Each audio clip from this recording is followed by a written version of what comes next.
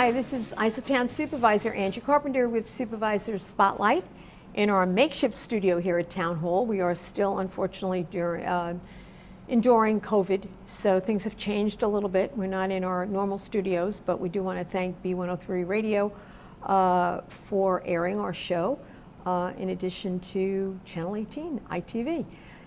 Today, the subject of our show is about the scourge of drug abuse, quite frankly, the coalitions that exist across the town, and the fact that we do have a task force here in the town of Islip. And later on in the program, we're going to be joined by Dr. Jaclene Jason, who's the program director at South Oaks Hospital Addiction Services, and she's also a clinical psychologist, so looking forward to that.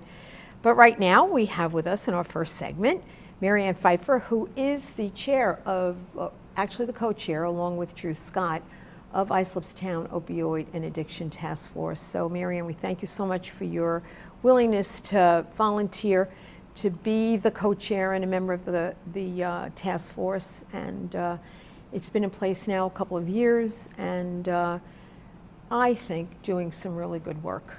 And MaryAnn also, in addition to a myriad of other things, is the executive director of Youth Enrichment Services, the YES program that services the youth across the town of Islip in a myriad of programs and initiatives and issues, and it's a wonderful thing. Over 30 years, so it's very exciting. I'm delighted to have you with us here today. And why don't we start by talking a little bit about the task force?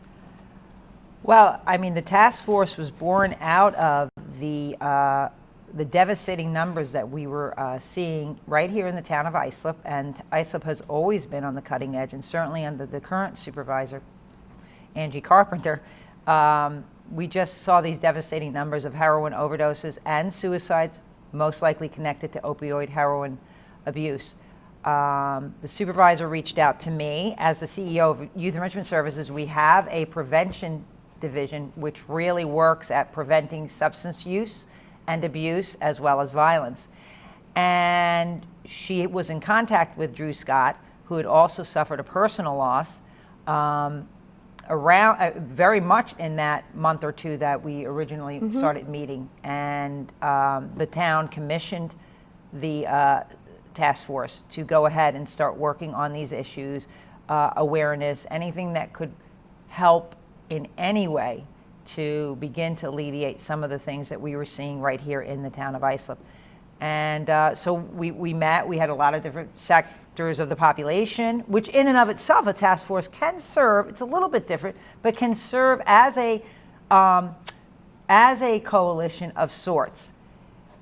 We did our first public event. We had a town hall where we had people come out, speak about what the issues were, and things that we might not be aware of, or to raise awareness about.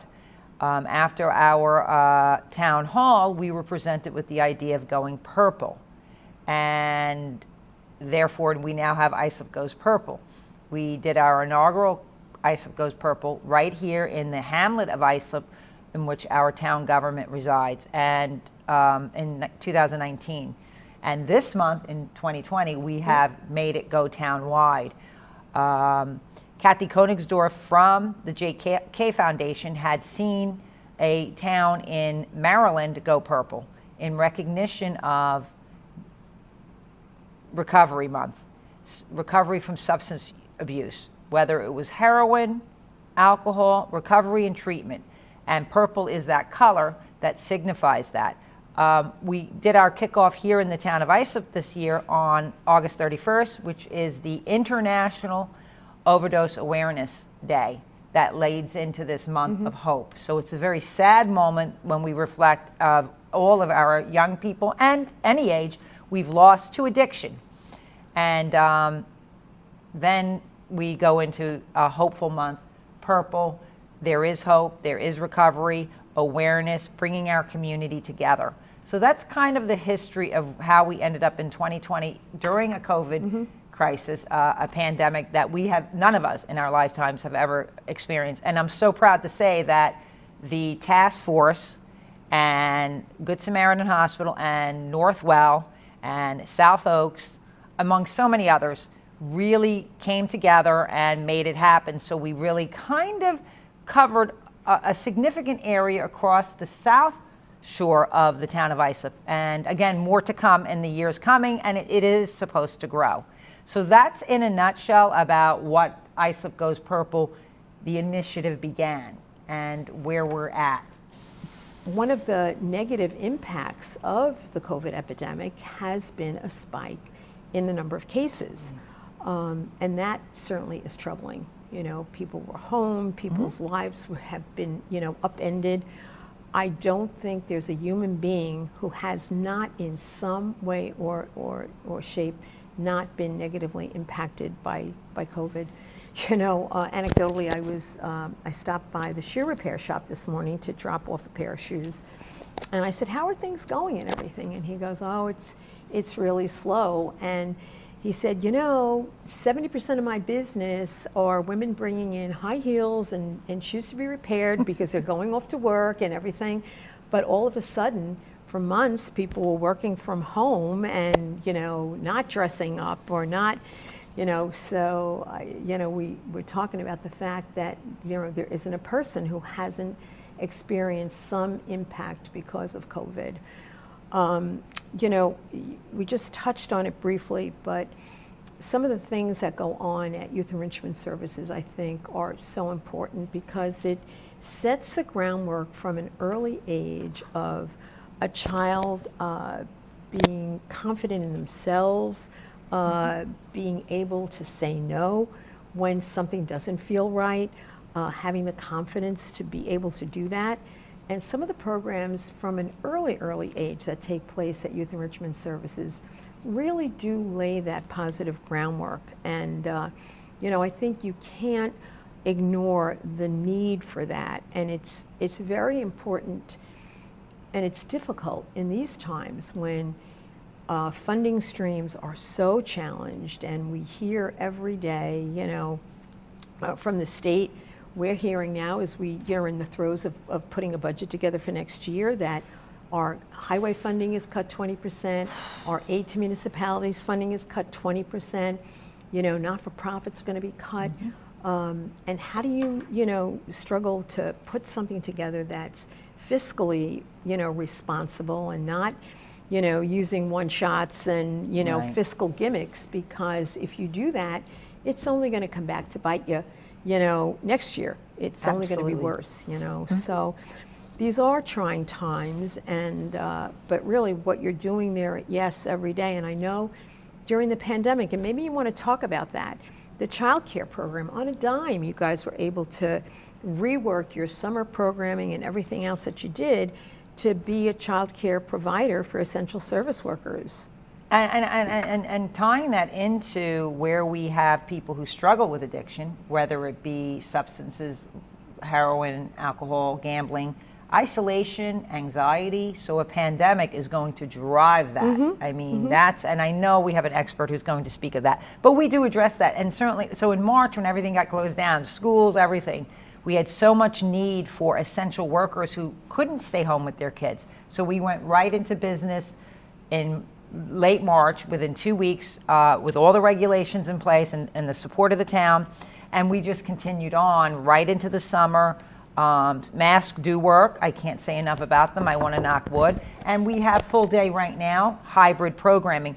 But to tie it into what we're talking about today is social emotional activities. Even today, as I'm sitting here and we have their academics going on and they all have their tablets, we do have time in their schedule to make sure that they're getting that good stuff, that we're able to work with these kids. And again, we're Zooming with our high school kids. We'll be on location for some districts that are comfortable, others are not ready, and our middle school. And the key thing we're hitting, of course, is that academic support right now, but is that social emotional. Because we know that even in our young people, substance use and abuse did go up, 6 months at home. And in that venue, and in light of that, our prevention services works a lot with coalitions, which I wanted to talk about. And we have a mental health clinic for children and youth up to age 21, and that is an outpatient Article 31. So again, it does not treat substance use as the presenting issue, but it does the mental health, which again, we all know those are tied hand in hand. So I have my handy little timer that went off to remind us that we need to take a little bit of a break, and we'll be coming back later with MaryAnn, but next segment we'll be bringing up Dr. Jaclene Jason. Thank you.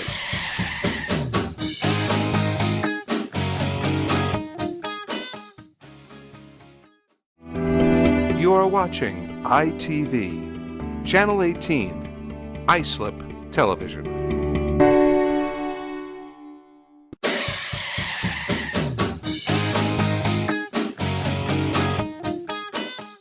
Welcome back. This is your Town of Islip Supervisor, Angie Carpenter, here with our Supervisor Spotlight. And today the focus of our discussion is on drug abuse prevention, recovery and hope. And we're delighted to have with us a clinical psychologist, Dr. Jaclene Jason, who is also the program director at South Oaks Hospital of Addiction Services. And of course, South Oaks is a part of the Northwell healthcare system. So thank you so much for being willing to be with us today and hopefully shed some light on some of the issues associated with this, just really terrible scourge. It really, really is. Mm-hmm, absolutely. So how long have you been in the field? So I've been in the field for a number of years. I've been specifically at this role at South Oaks for just over a year, and we've done a significant amount of work in that year that I'm really proud to be a part of. I think the way that we have transitioned in the field around addiction in general has been really helpful in terms of there traditionally was more of a focus on days in sobriety and abstinence, and as much as those are relevant factors in the field of addiction, we've spent a lot of time to really understand that someone as a whole is a human being, and there's a large picture, and there's a lot that impacts someone's addiction and recovery. So our programs at South Oaks and our mindset is really to understand all of the components that lead into someone's quality of life, someone's addictive behaviors, and also to be able to work towards repairing some of the things that might have been lost in terms of somebody's life. That would also make it meaningful for them to maintain recovery. So while we're working towards recovery, we're also working towards building what a meaningful life in recovery looks like.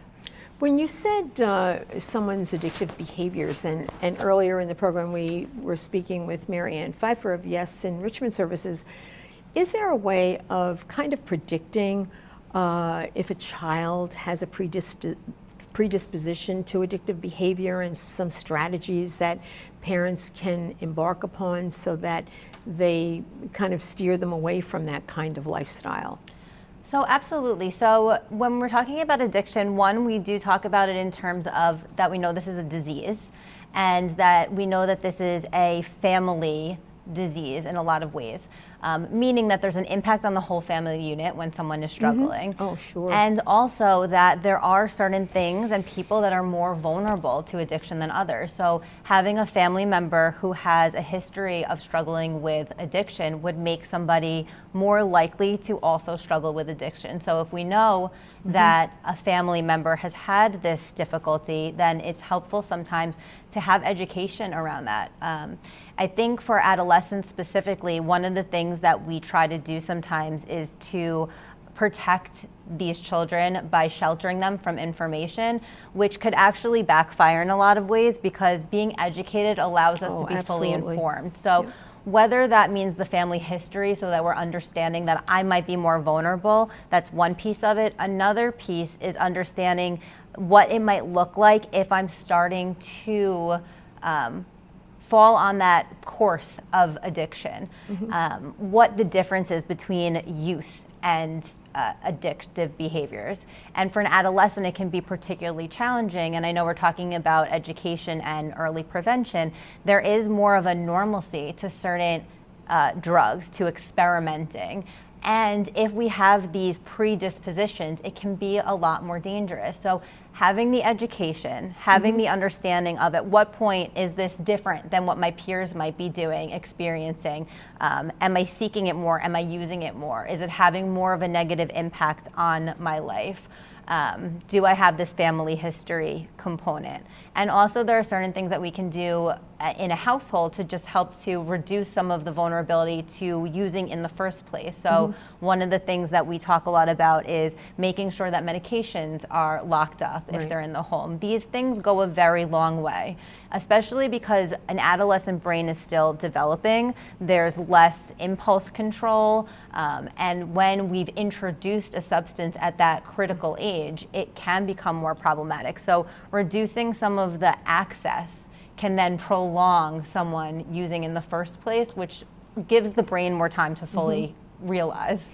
You know, listening to you talk about that, it appears to me that communication is absolutely key too, and it can't always be an easy thing to broach the subject. I know that many years ago in Suffolk County, in the schools, we had the DARE program.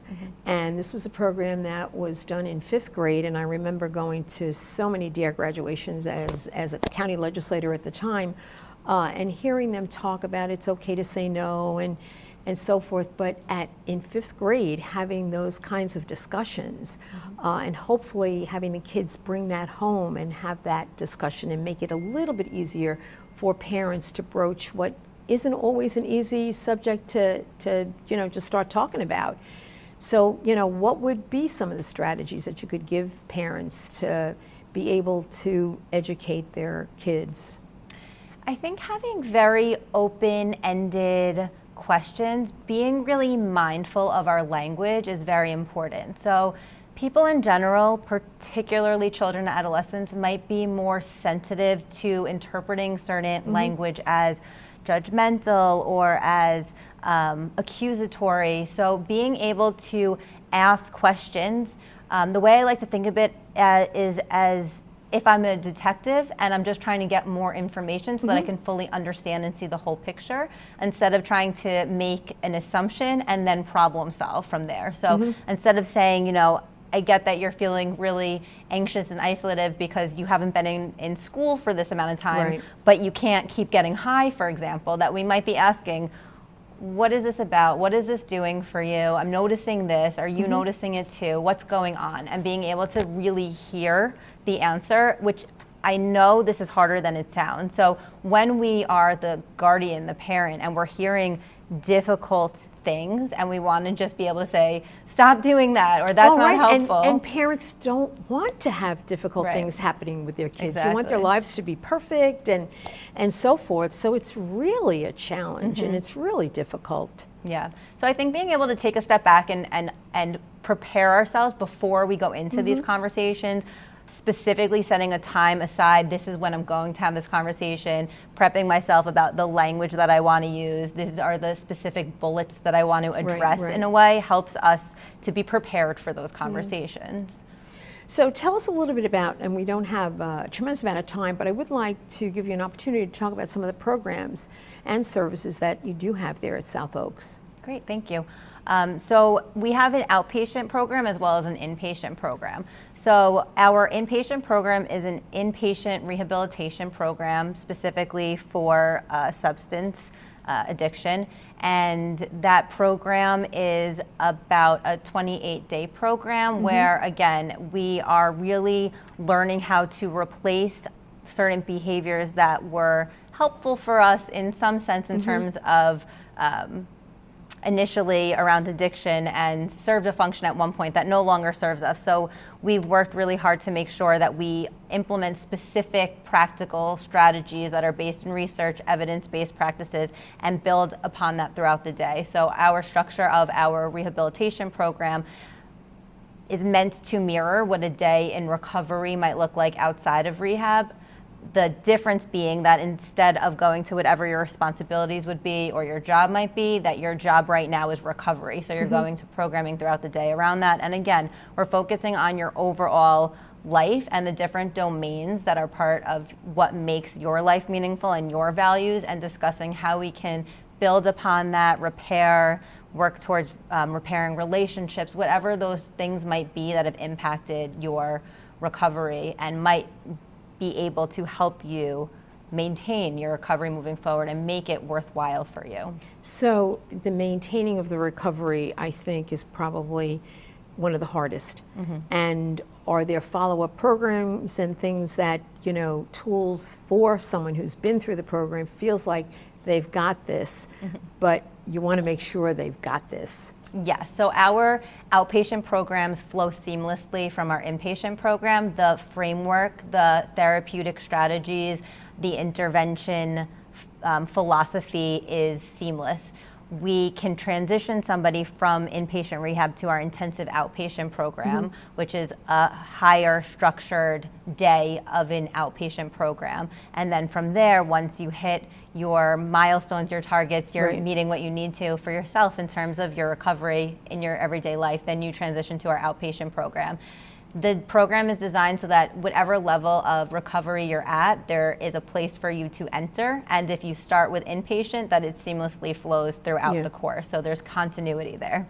Well, it certainly sounds, as we spoke about earlier in the program, about this being a month of hope, that there is hope, and we are so grateful that a program like yours exists at South Oaks, and for Northwell's commitment to healthcare, not just physical, but mental, healthcare is so very important. And I'm hopeful that these kinds of exercises are letting people know that mental health, there should be no stigma attached with it, whether you get a fever or you have issues and you need to deal with them, and there should be no shame in it. And I thank you for the wonderful work that you do, and thank you so much for being here with us today on Supervisor Spotlight. Thank you. Thank you for having me. Thank you for watching, and we will be back in a moment.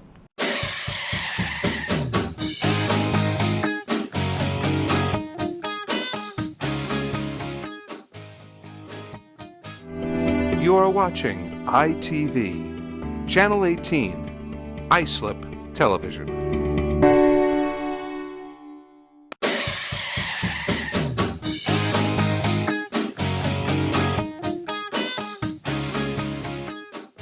Welcome back to Supervisor Spotlight. I'm Angie Carpenter, Town of Islip Supervisor, and delighted to have with us today MaryAnn Pfeiffer, who's the Executive Director and CEO of Youth Enrichment Services, the YES program, which services the youth of our town and does so remarkably well. The Drug Abuse Awareness Task Force that we do have in the town is co-chaired by MaryAnn Pfeiffer, along with Drew Scott, who suffered a tragic loss, but took that and has been a tireless advocate. He started a task force in Southampton, and when I heard about that and asked him if he'd be willing to help us in Islip, he did. And hopefully we've made a difference so far, and we're very, very grateful for that.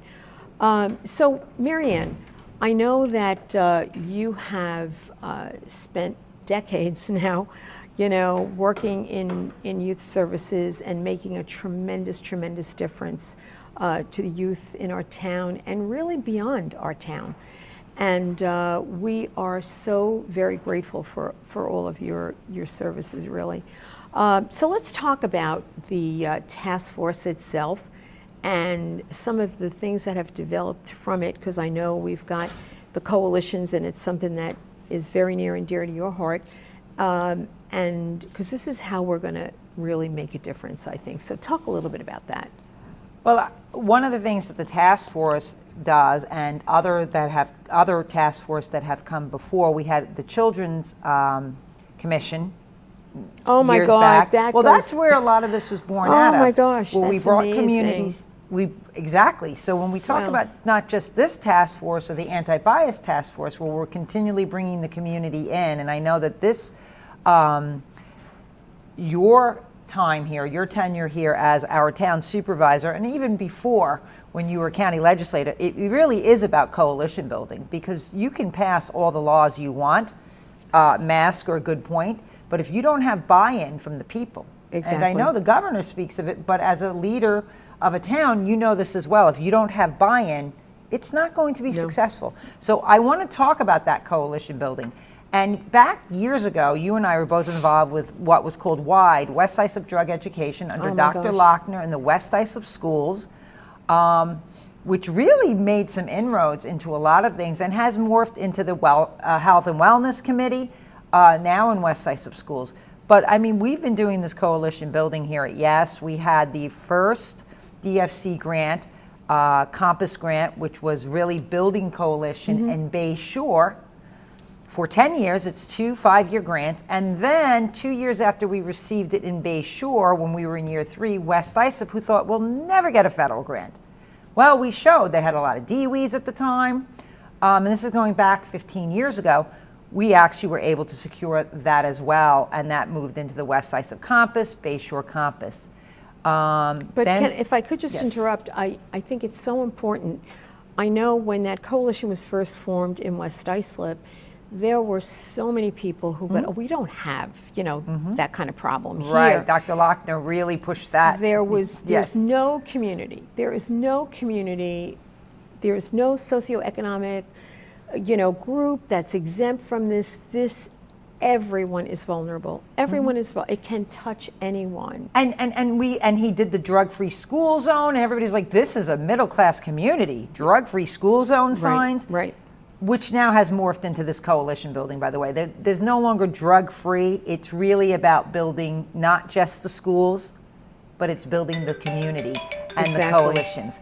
But I think that when you're speaking about that, he was a pioneer, certainly in those days, in early 1990s. And I'm still in touch with him, and he's an amazing man. But I do agree, and West Islip really was cutting edge, and Bay Shore. And then Islip, IDA, which is out of the Islip School District, but involves the community, which, yes, is also part of, has also this DFC, and they're going to term out on that in a year or two. And then the Great South Bay Coalition, which is newer. They had come together without funding, and they were doing things with Sayville School District, Bayport Blue Point School District. And that is a hotbed for, and it's not a bad thing. It's certainly something tragic, but we're not saying it's because of the community. But that corridor, including in Brookhaven on that South Shore, is seeing a lot of challenges and heroin and issues.